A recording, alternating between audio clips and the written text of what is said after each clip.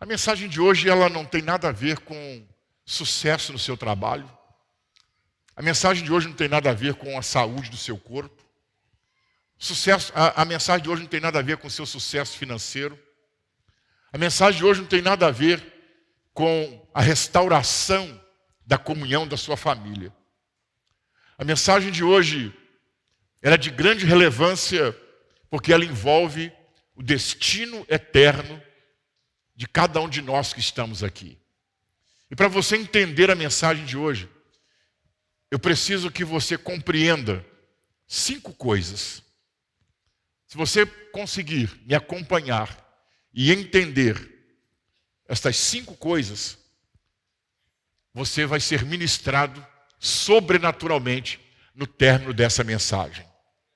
Então, para você entendê-la, para você compreendê-la e para você receber o propósito dela na sua vida, é preciso que você ouça com atenção. Diga 5 coisas.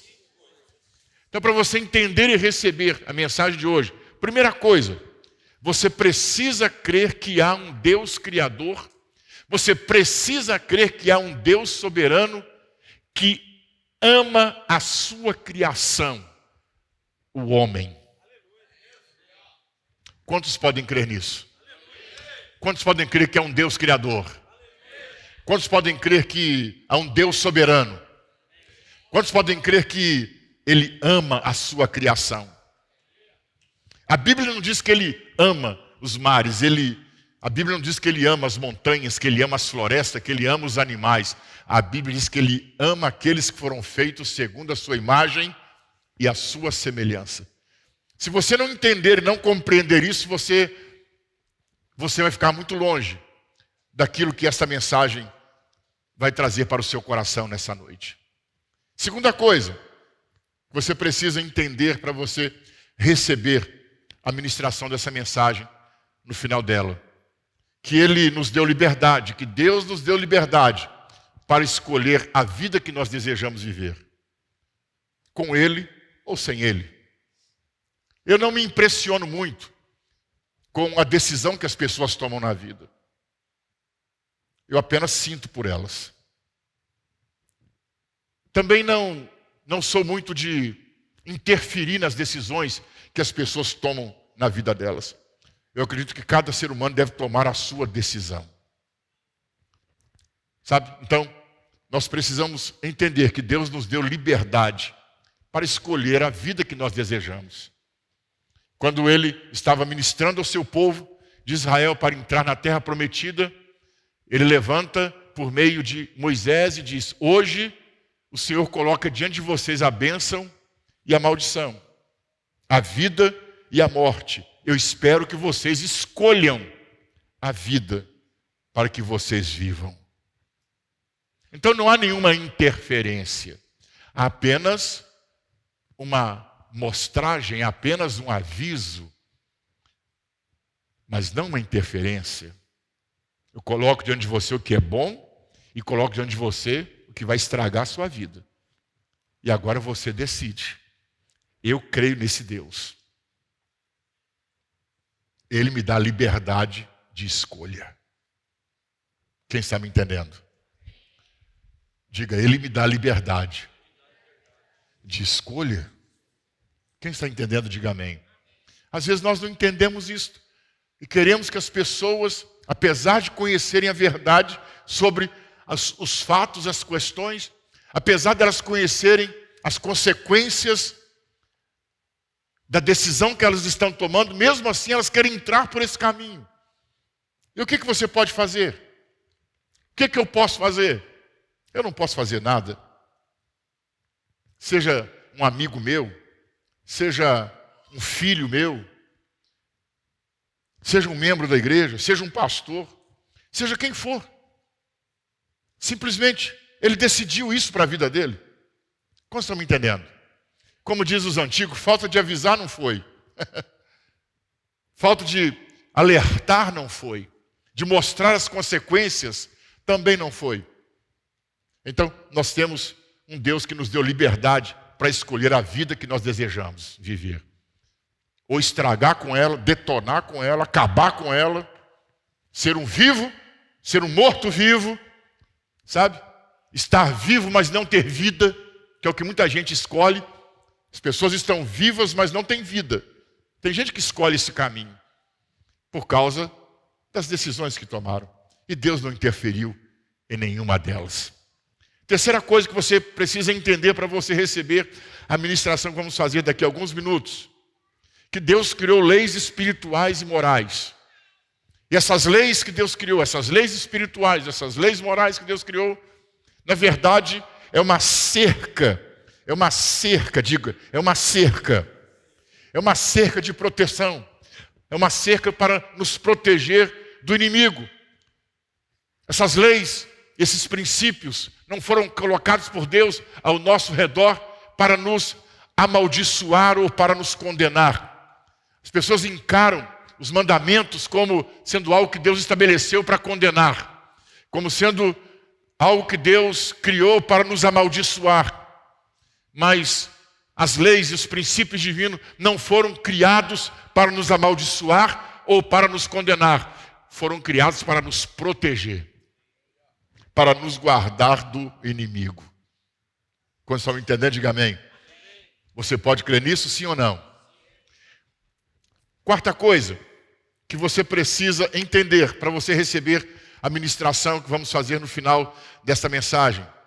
Que o rompimento dessa cerca, quando nós resolvemos romper esses mandamentos, quando nós resolvemos quebrar com esses mandamentos, rompendo essas leis, isso nos coloca inteiramente sob o poder do inimigo. Não coloca parte da nossa vida sobre o poder do inimigo.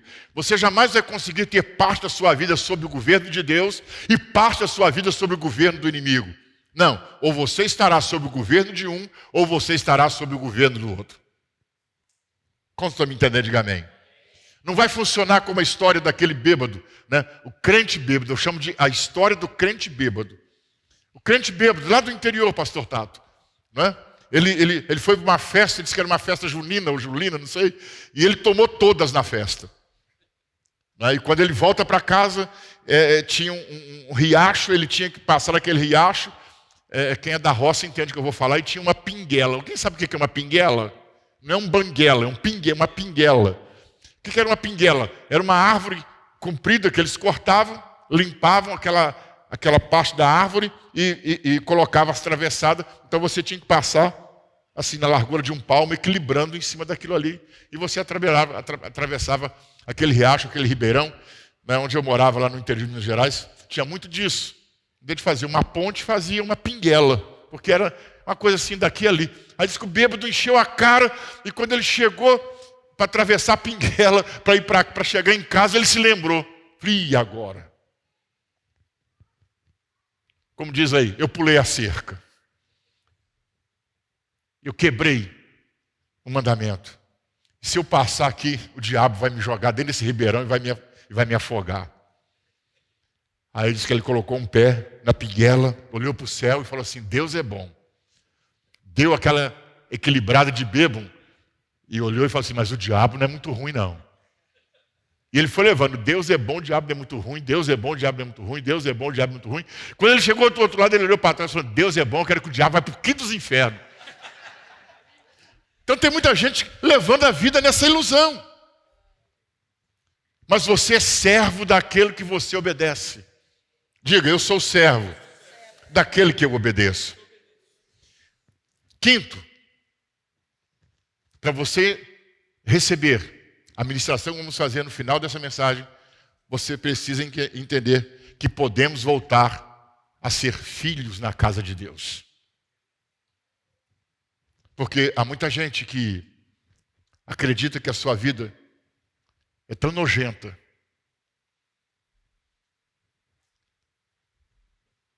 que a sua vida é tão impura, é tão suja, que ele não tem a coragem de entrar e colocar os pés num ambiente como esse. Ele diz, eu não sou digno de entrar num ambiente como esse. E há outros que estavam num ambiente como este, que caíram como filho pródigo, perdeu tudo. Sabe? e se vê numa situação tão desgraçada que ele diz: eu não tenho coragem mais de olhar para os meus irmãos. Eu não tenho mais coragem de olhar para Deus. Ele deve estar de costas para mim. Para você receber o que essa mensagem vai trazer para o seu coração nesta noite, você precisa acreditar que podemos voltar para a casa do Pai. Sem o conhecimento dessas 5 coisas, você não poderá receber o que vou ministrar daqui a pouquinho para você. Quantos entenderam isso? Levante a sua mão. Você crê nessas 5 coisas? Quem pode crer, levante a mãozinha. Agora eu quero trazer alguns conceitos para você. Definição de termos que nós usamos na igreja. Definição de termos que, hora ou outra, você está falando. Hora ou outra, você está compartilhando isso com alguém. Mas, porém, não temos a definição clara do que isso significa. Às vezes sabemos só que isso é bom ou isso não é bom. Mas eu quero te dar uma definição aqui nessa noite. Você precisa entender o que é isso para você receber o que essa mensagem vai trazer ao seu coração aqui nessa noite. Em um único ambiente que nós usamos essa palavra com frequência na igreja. Em nenhuma outra religião, em nenhum outro ambiente essa palavra é tão usada como é usada na igreja. Eu acho que 99% das vezes que essa palavra é falada, ela é dita por nós, pela igreja, pelos crentes. O que é pecado? Pergunte para o seu irmão aí, o que é pecado? Quando você ouve essa palavra, isso te assombra. Pecado.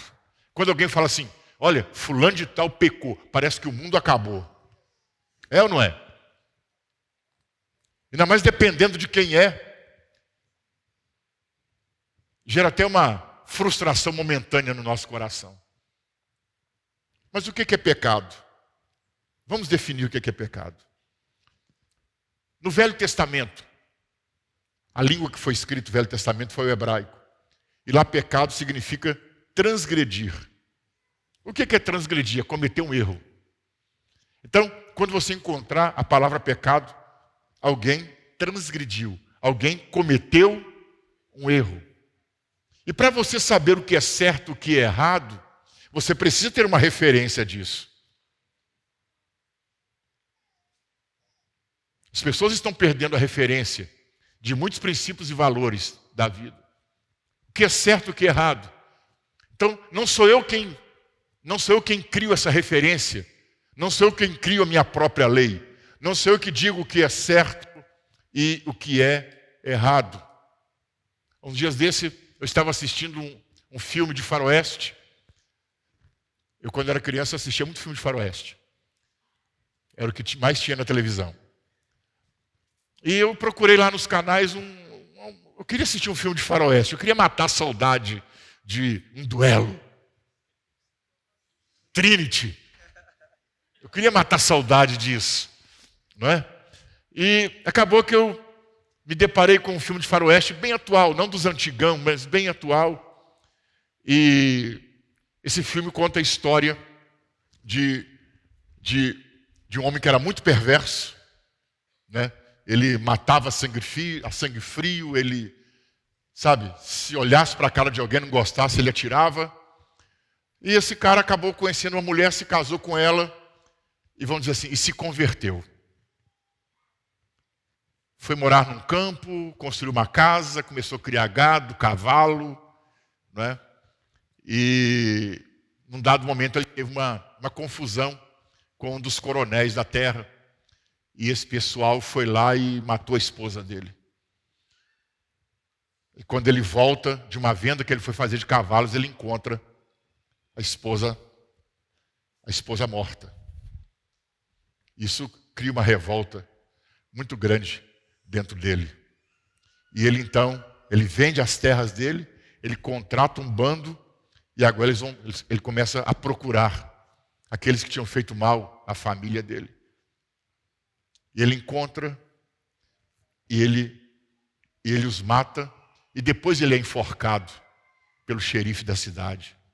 Só que o que me chamou a atenção, Guilherme, foi que num dado momento, ele disse, eu faço a minha própria lei. Eu sou a lei. Se executaram minha esposa, eu vou executar todos que participaram da execução dela. Mas o país tinha as suas leis. Mas ele diz, eu criei as minhas próprias leis. E ele acabou morrendo, condenado, enforcado, porque ele criou as suas próprias leis.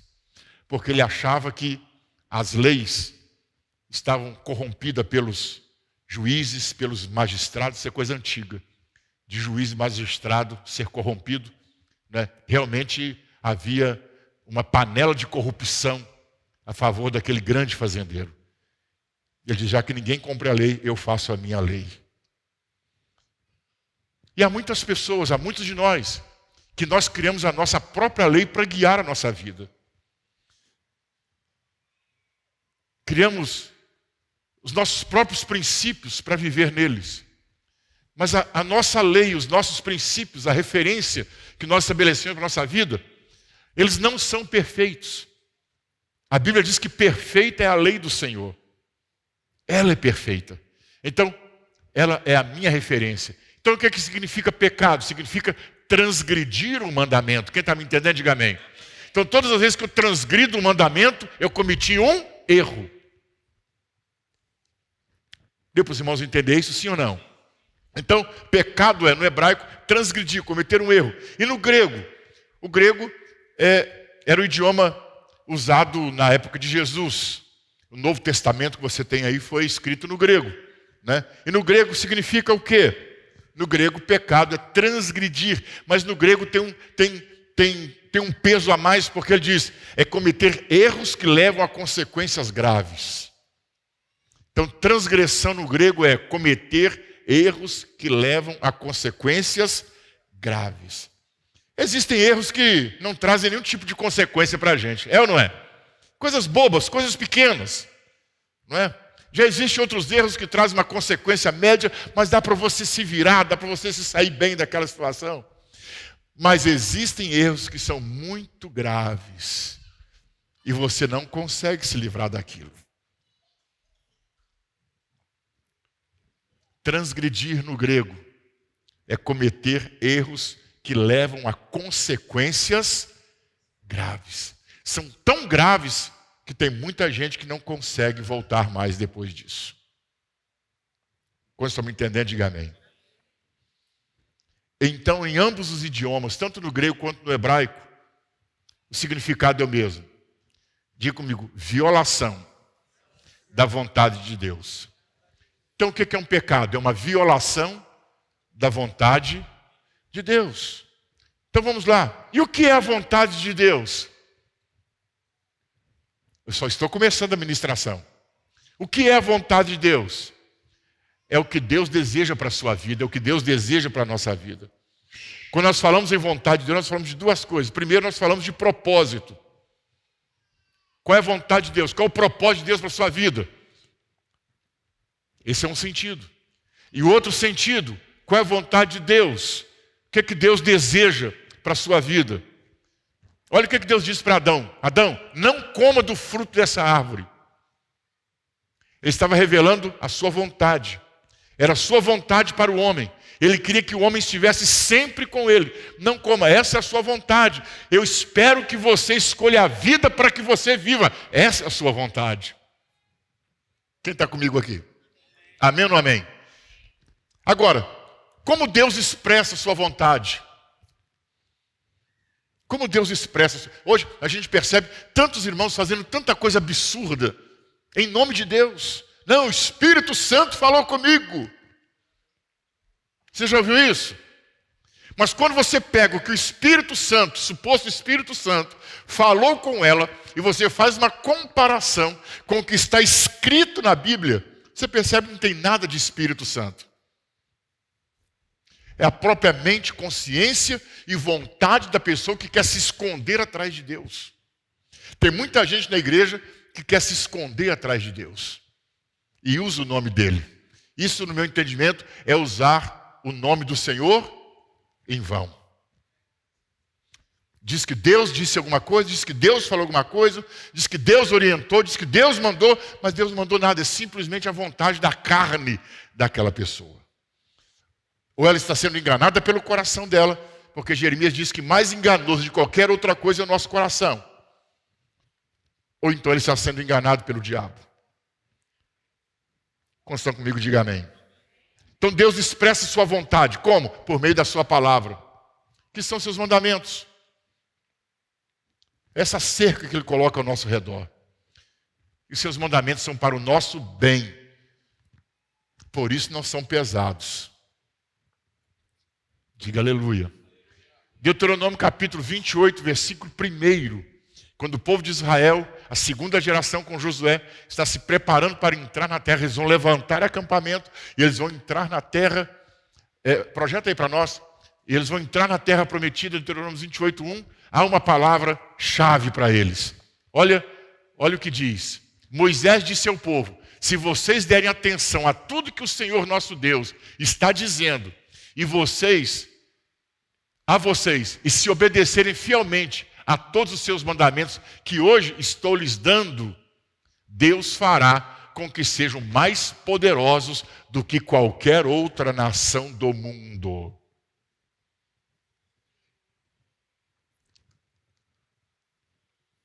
Posso ouvir um aleluia, irmãos?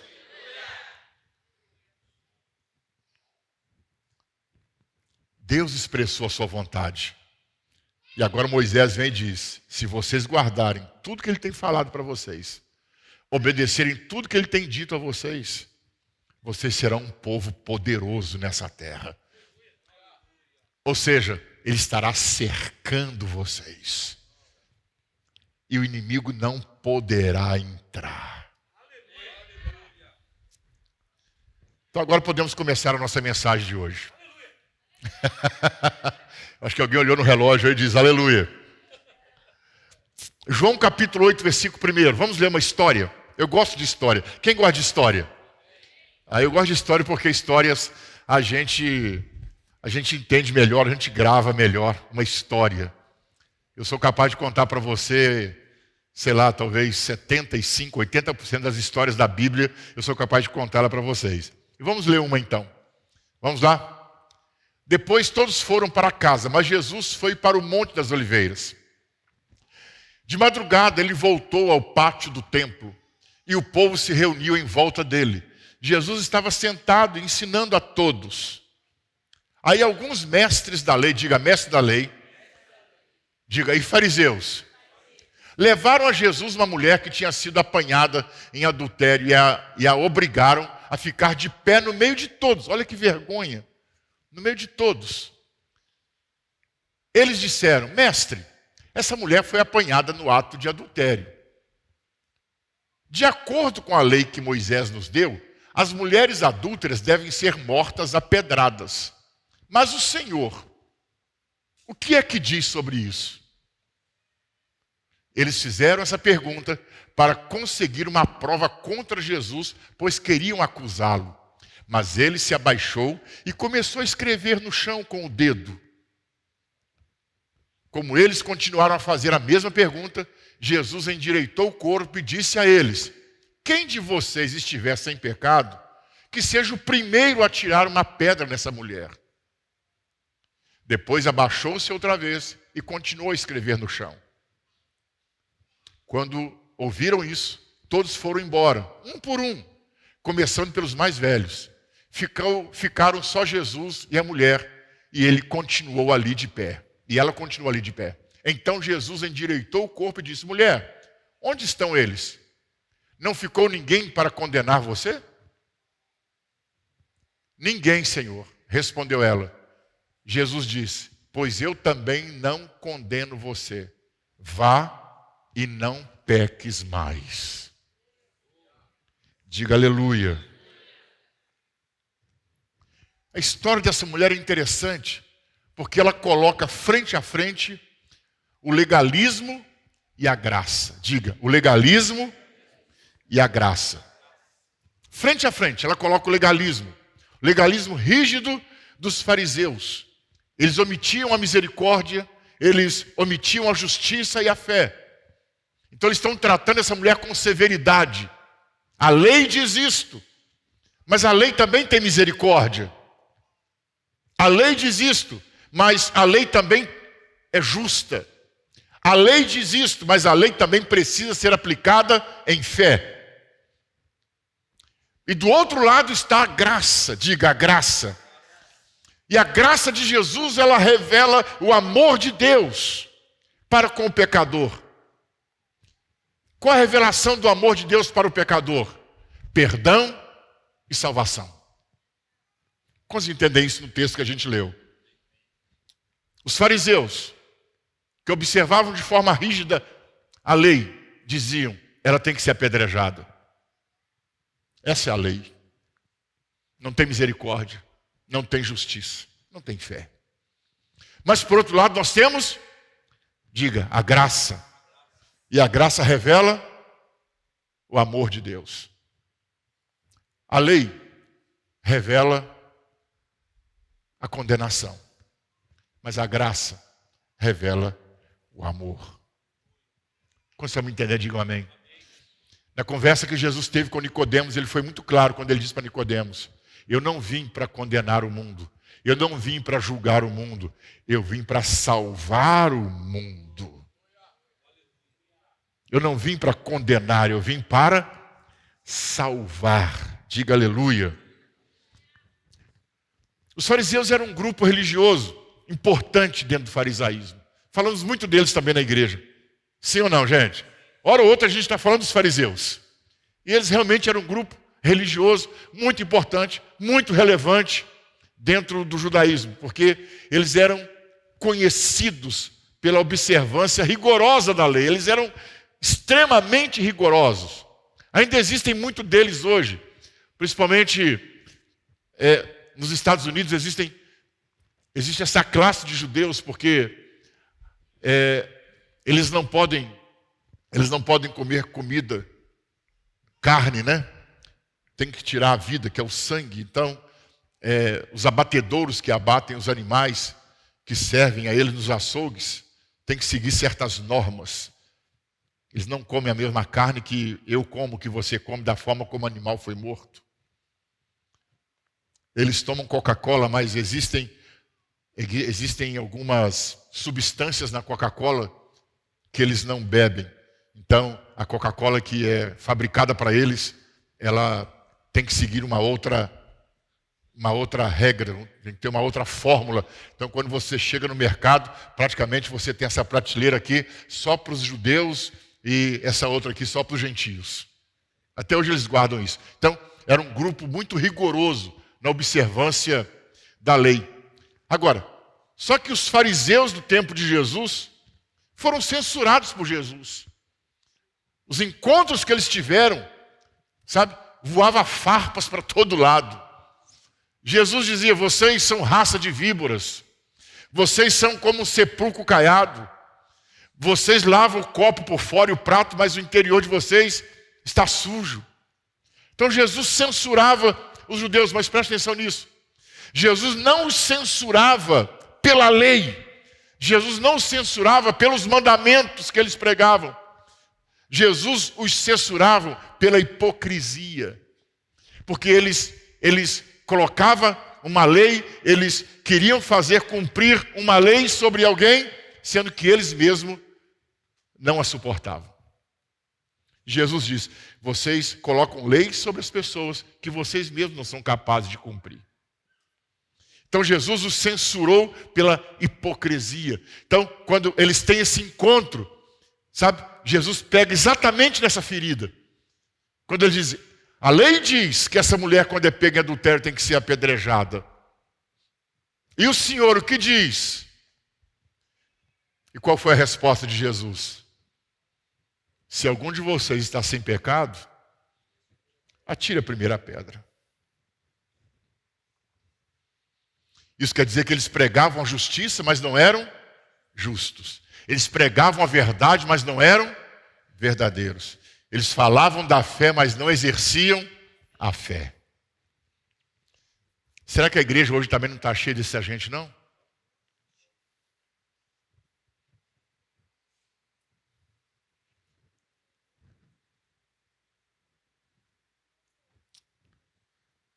Eles observavam a lei. E eles atacavam Jesus por causa disso.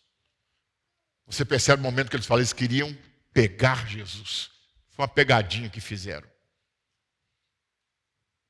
Sabe? Eles atacavam Jesus, por exemplo, por não guardar o sábado. Um dia de sábado, Jesus estava numa sinagoga, havia um homem que estava com o braço seco, e Jesus chamou esse homem para ser curado. E quando Jesus chamou esse homem para ser curado, eles se levantaram. Ele diz, não é certo fazer o que você está fazendo, porque hoje é sábado.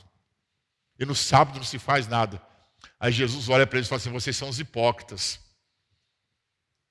Mateus capítulo 12. Se quiser projetar aí, pode projetar. Jesus fala assim, 12:9. Vocês são uns hipócritas, sabe por quê? Porque se no dia de sábado, uma ovelha de vocês cai numa vala, num buraco, vocês deixam aqui o culto da sinagoga e vai lá para salvar seu animal. Se uma ovelha de vocês no dia de sábado cai num buraco ou numa vala, vocês nem vêm para a sinagoga no sábado, vocês vão lá para salvar o animal de vocês. Olha lá o texto. Não é Mateus 2:9, não, é Mateus 12:9. Jesus saiu dali e foi para uma sinagoga, olha isso, vamos lá rapidinho. Estava ali um homem que tinha uma das mãos aleijadas, então algumas pessoas que queriam acusar Jesus de desobedecer à lei, lhe perguntaram, é contra a nossa lei curar no sábado? Jesus respondeu, se um de vocês tiver uma ovelha e no sábado ela cair no buraco, será que ele não vai fazer tudo para tirá-la dali? Pois uma pessoa vale muito mais do que uma ovelha. Portanto, a nossa lei permite ajudar os outros no sábado. Diga aleluia. E diz para o homem, estenda a mão. Ele estendeu e sarou e ficou igual a outra. Quando estão me entendendo, diga amém. Então, era isso que eles causavam. Jesus não está censurando a lei, Jesus está censurando o legalismo.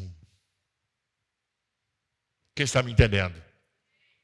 Jesus está censurando aquela violência com que eles tratavam a lei. Vocês estão falando que eu não posso fazer no sábado, que eu não posso curar no sábado, mas vocês vão lá tirar uma ovelha do buraco. Vejam como vocês são hipócritas. Quem está me entendendo, diga amém. E nessa história que nós lemos, eles queriam matar essa mulher achada num ato de adultério. Sem misericórdia, sem fé e sem justiça. E Jesus os confronta com a própria lei que pregavam. Pregavam, mas não observavam. Quando diz para eles, quem está sem pecado, atire a primeira pedra. É aquela história que a gente ouve hoje, né, gente? Quando você vai falar alguma coisa com alguém, fala, você não pode falar isso comigo, não. Por quê? Olha você. O pessoal até tem um ditado, né? É o porco falando do imundo, né? Como que é?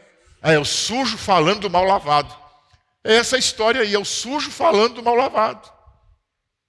Quem está me entendendo? Quem de vocês estiver sem pecado, que atire a primeira pedra nela e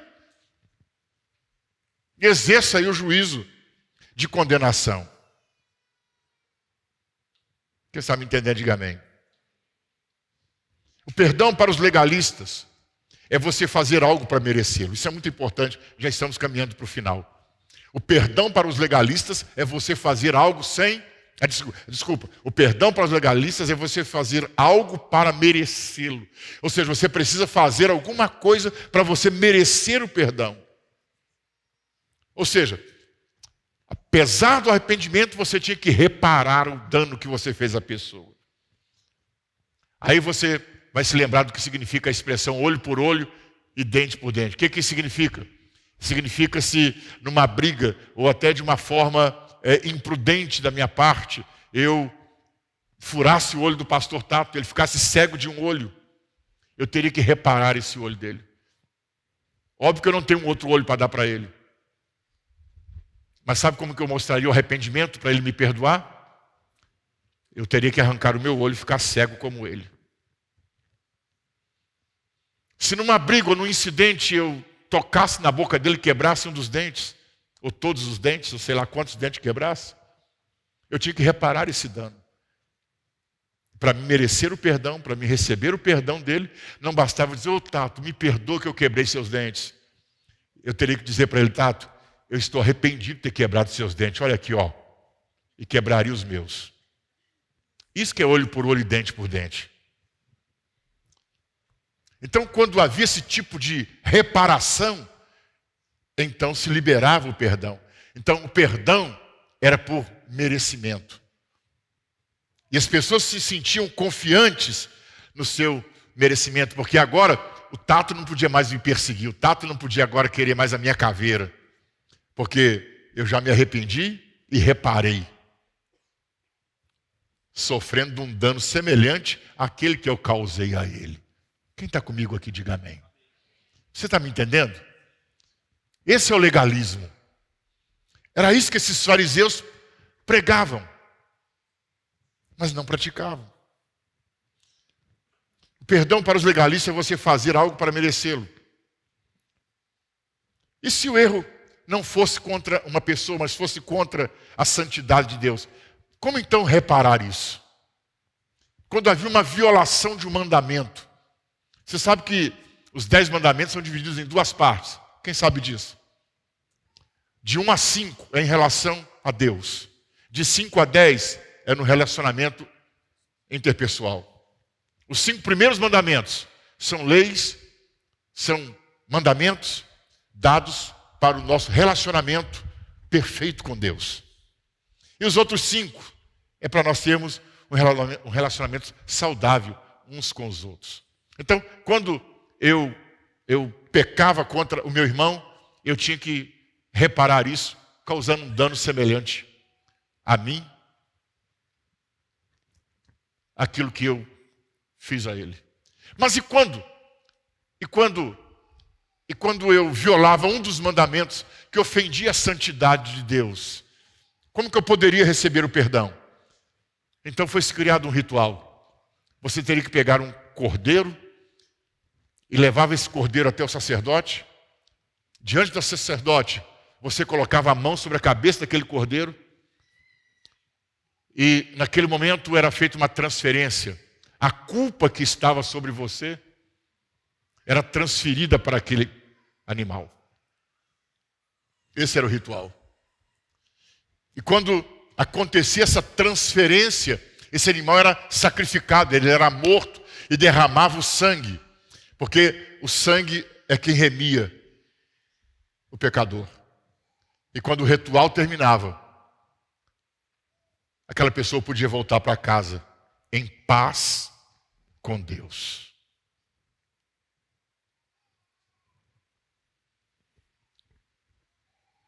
Quando João, o Batista, quando ele viu Jesus chegando às margens do Rio Jordão, ele olha para Jesus e disse: esse é o Cordeiro de Deus, que tira os pecados do mundo. Observe que João não está falando mais agora que os pecados que são tirados é pela transferência num ritual feito para um animal. Ele está apontando para uma pessoa. Diga, uma pessoa. Diga outra vez, uma pessoa.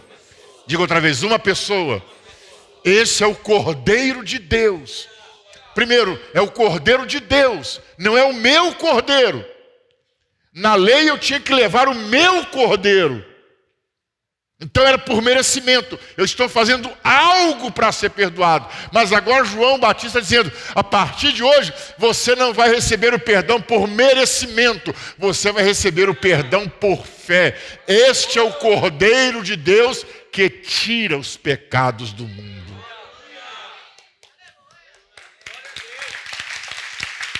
Aleluia!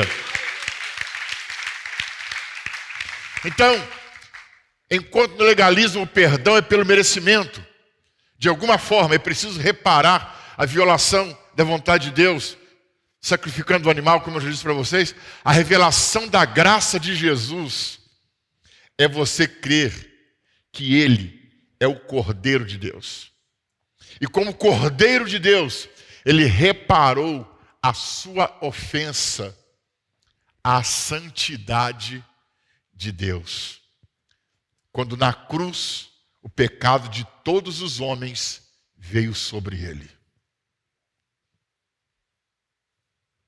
Isto é graça. Eu não preciso fazer algo.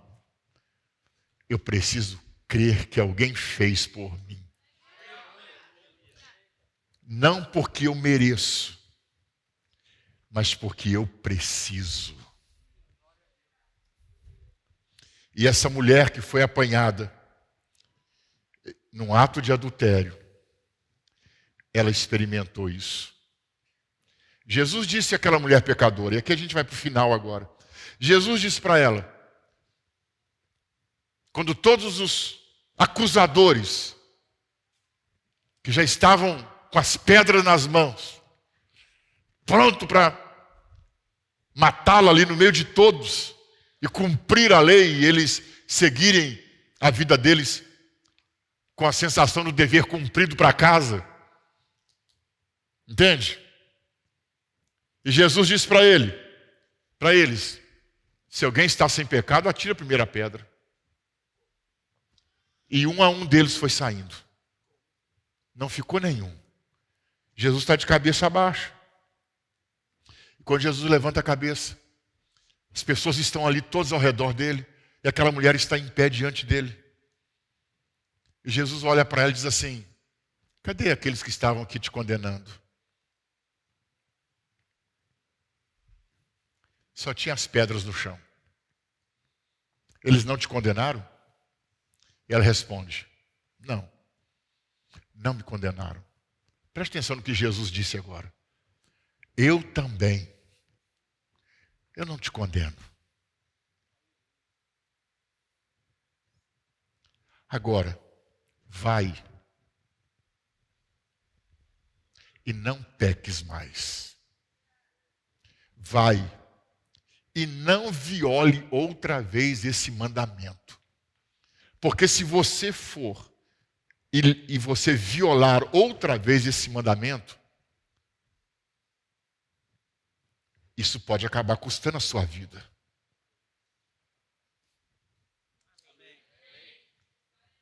Quem está me acompanhando, irmãos? Você está entendendo porque você teve que conhecer e compreender aquelas 5 coisas que eu disse lá no começo?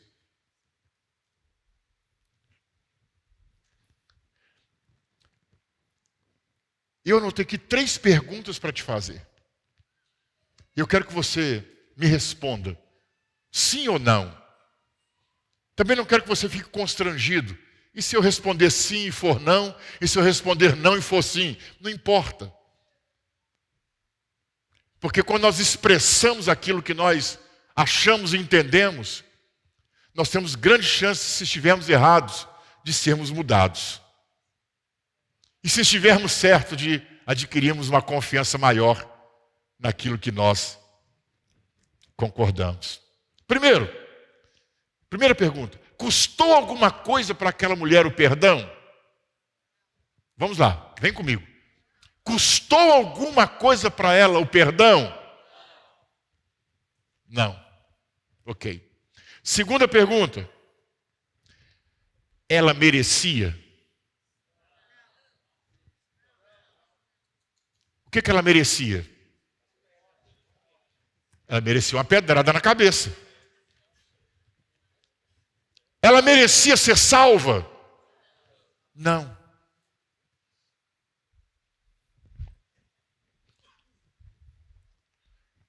A graça não te dá aquilo que você merece.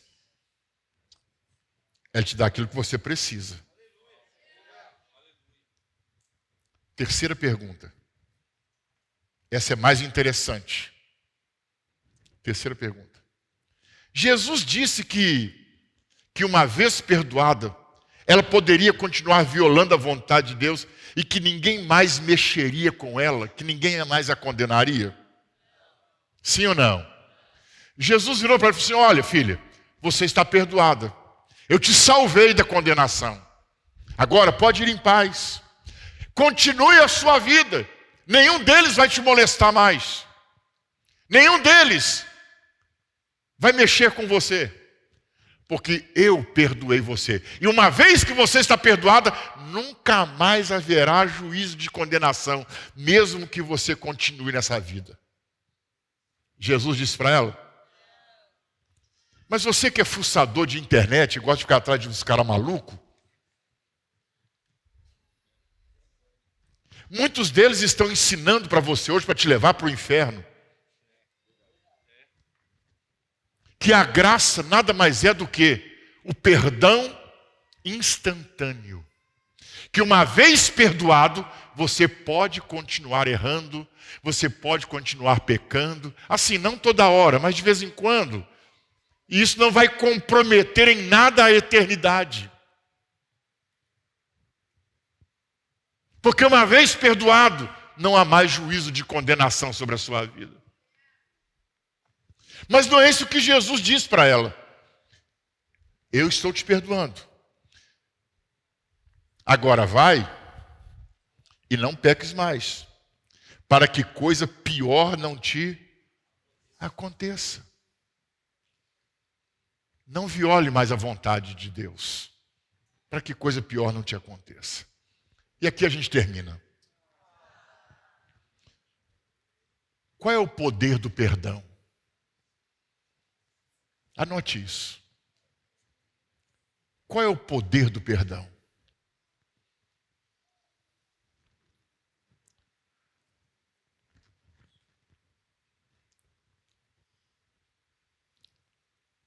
Eu nunca tinha visto o perdão dessa forma como o Espírito Santo me mostrou semana passada. Hora ou outra nós ministramos aqui algo sobre o perdão. Nós sabemos das consequências, nós sabemos o que é reter um perdão. Nós trabalhamos muito isso na mente e no coração dos irmãos. Mas qual é o poder do perdão? Quando sou perdoado, quando você é perdoado, o que isso traz para a minha vida? O que isso resolve na minha vida? Anote isso. O perdão é uma oportunidade que recebemos para mudar de vida. Anote, o perdão é uma oportunidade que nós recebemos para mudar de vida. Por isso Jesus disse para ela: vai e não peques mais. Hoje você morreria aqui, mas eu estou te dando uma oportunidade para você viver. Posso ouvir um amém? Amém. É isso que ele está dizendo verbalmente para ela. Hoje você morreria, mas eu estou te dando uma nova oportunidade para você acertar na vida. Esse é o poder do perdão. Quando Deus me perdoa, Ele está me dando uma nova oportunidade. Quando você perdoa alguém, você está dando uma nova oportunidade para aquela pessoa. Há uma parábola que Jesus conta no Evangelho de Mateus, não me lembro se é capítulo 19 ou se é 18, mas essa parábola Jesus conta sobre a questão do credor incompassivo. E Jesus fala de um homem que ele tinha uma dívida de impostos muito grande com o rei. E ele não conseguia saldar essa dívida. E por não poder saldar essa dívida de impostos, ele acabou sendo preso. E uma vez preso por causa dessa dívida impagável, ele redigiu uma carta para o rei. E ele disse: olha, a dívida que eu tenho é impagável. Eu vou morrer aqui dentro dessa cadeia. E você não vai receber o que eu te devo.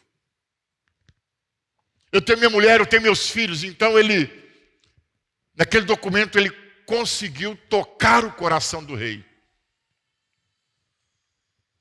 E o rei então baixa um decreto perdoando a dívida dele, zerando a vida dele, dando a ele uma nova oportunidade.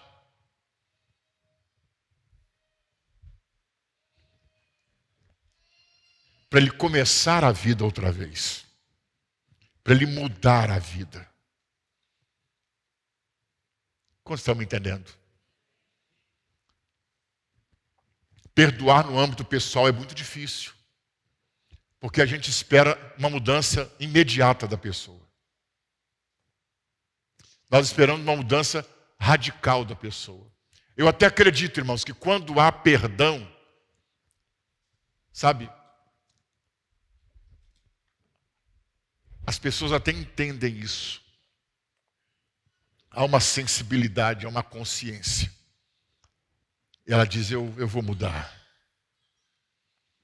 Às vezes não muda na primeira vez. Às vezes não muda na segunda. Por isso, Pedro perguntou para Jesus, quantas vezes eu devo perdoar? E Jesus disse, 70 vezes 7 por dia. Dê uma nova oportunidade. Dê uma segunda, dê uma terceira. Dê uma nova oportunidade.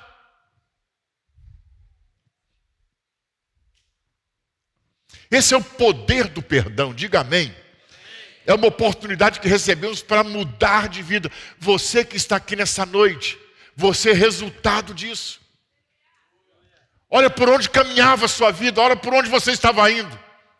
Alguns de vocês não estariam aqui hoje, alguns estariam mortos.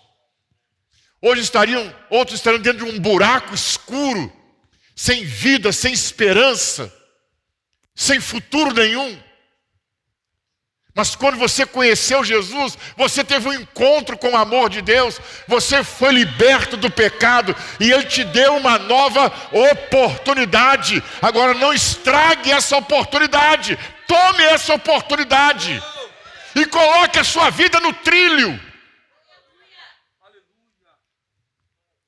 Conecte a sua vida à vontade de Deus, para que você tenha vida. Nós nascemos de novo quando mudamos nosso estilo de vida. Esse é o poder do perdão. Sabe, irmãos,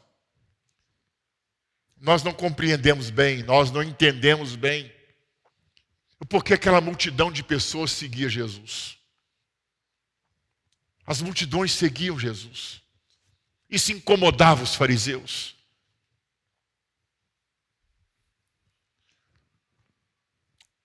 Alguns dizem assim, olha, tomam até uma palavra que foi dita por Jesus mesmo, quando ele disse, olha, esse povo me segue pelo pão e pelo peixe. Mas Jesus usou isso uma única vez. Ele usou essa expressão uma única vez. Foi para um tipo de gente que seguia ele. Foi para um tipo de gente que ia ao encontro dele, só queriam pão e peixe mesmo. Mas foi uma única vez que ele disse isso. E às vezes a gente pega esse texto e faz disso uma regra da igreja. Olha aí, Jesus disse que as pessoas só vêm porque precisam de cura. Só vêm porque precisam de libertação.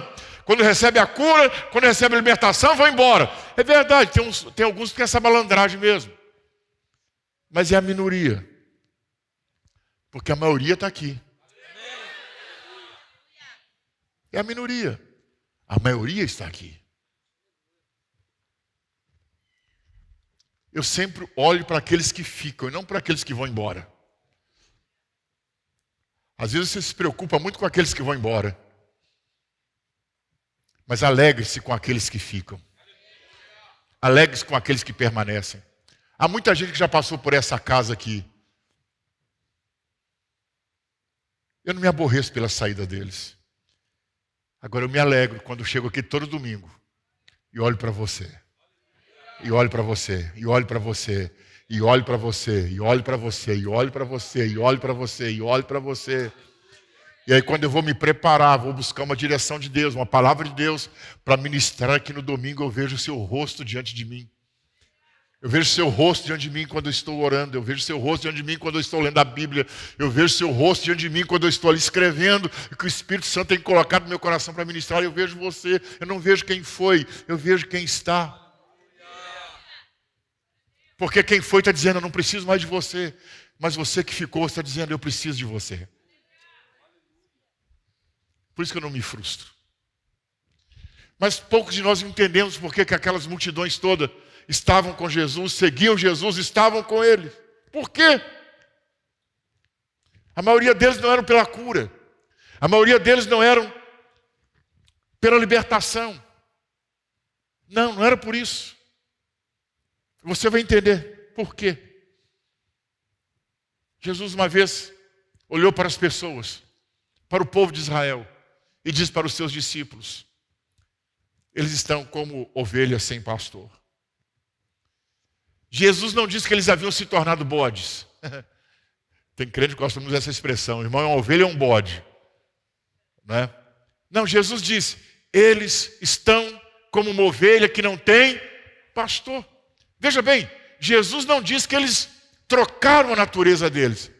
Jesus diz, eles são ovelhas, mas não têm pastores. Agora, por que eram ovelhas sem pastores? Porque os fariseus, que eram rígidos na lei, impunham sobre eles um peso de lei que eles não podiam carregar e que gerava sobre eles um juízo de condenação. E uma vez que essa lei gerava sobre eles um juízo de condenação, eles se desconectavam do judaísmo. Mas quando veio Jesus, aleluia. Quando veio Jesus, e a mensagem de João Batista corria todo Israel dizendo, ele é o Cordeiro de Deus. Em nome do Pai ele vai perdoar. Em nome do Pai ele pode perdoar você. Em nome do Pai ele pode deixar você sem culpa. Em nome do Pai ele pode te dar uma nova oportunidade para você viver. Muitos doentes foram até Jesus, muitos endemoniados foram levados até Jesus, mas 90% daqueles que o procuraram, eles estavam buscando uma reconexão com Deus. Estavam ali por isso. Estavam ali por uma nova oportunidade. Porque já tinham sido excluídos da religião deles. Já tinham sido excluídos do judaísmo. Eu termino a palavra dessa noite dizendo para você que está aqui, para você que está em casa me assistindo em qualquer parte do Brasil ou do mundo.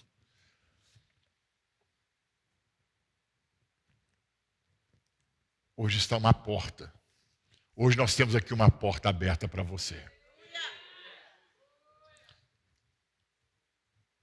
A revelação da graça de Deus. A graça de Deus revela o amor dele. A revelação do amor é o perdão e a salvação.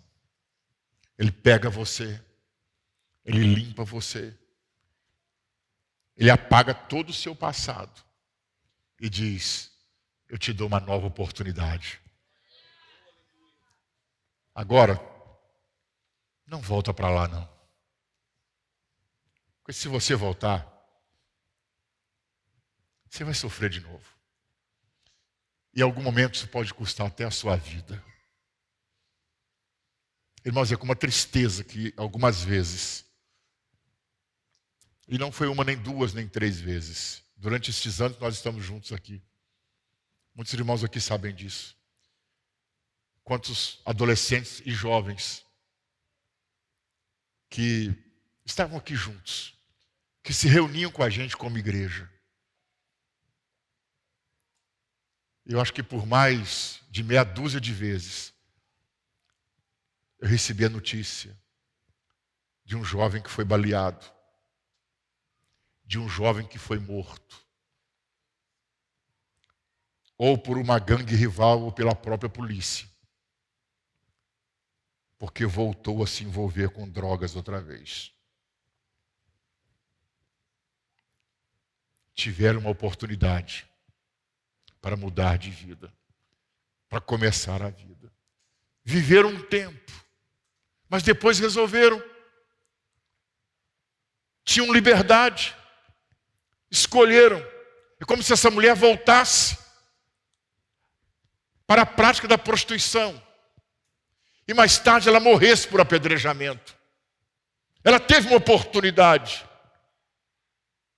Muitos tiveram essa oportunidade. E com tristeza a gente recebe aquela notícia. Olha, lembra fulano de tal, que andava com Beltrano e fulano, que fazia parte da célula de Cicrano? Pois é.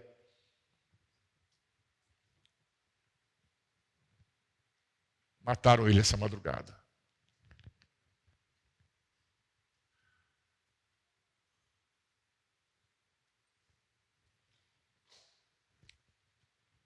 Jesus deu a ele uma nova oportunidade.